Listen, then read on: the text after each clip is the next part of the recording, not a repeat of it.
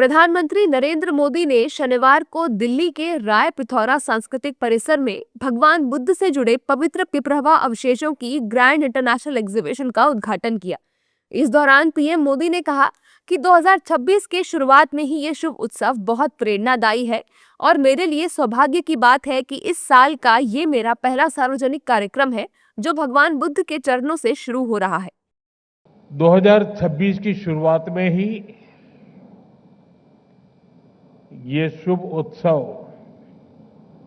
बहुत प्रेरणादायी है और मेरे लिए भी सौभाग्य है कि 2026 का मेरा ये पहला सार्वजनिक कार्यक्रम है जो भगवान बुद्ध के चरणों से शुरू हो रहा है। मेरी कामना है भगवान बुद्ध के आशीर्वाद से 2026 दुनिया के लिए शांति, समृद्धि और सद्भाव का नया दौर लेकर के आए। इस दौरान पीएम ने कहा कि भगवान बुद्ध के पवित्र अवशेषों का भारत से जाना और लौटकर भारत में आना एक बड़ा सबक है। साथियों, यहां आने से पहले मैंने विस्तार से इस ऐतिहासिक प्रदर्शनी को देखा। भगवान बुद्ध के पवित्र रेलिक्स को अपने बीच पाकर हम सभी धन्य हैं। इनका भारत से बाहर जाना और लौटकर फिर भारत आना, ये दोनों ही पड़ाव अपने आप में बहुत बड़ा सबक है। सबक ये है कि गुलामी सिर्फ राजनीतिक और आर्थिक नहीं होती।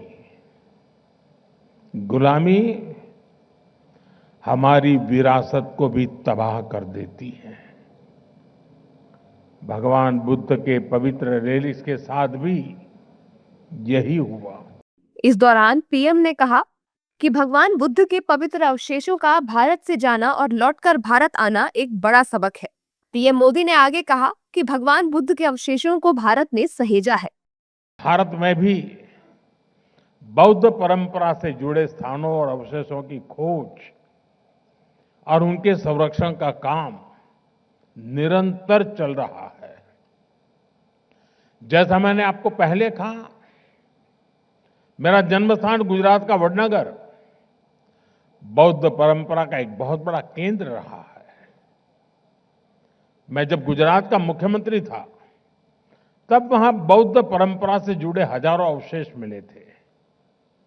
आज हमारी सरकार इनके संरक्षण पर भी बल दे रही है और आज की पीढ़ी को इनसे जोड़ भी रही है।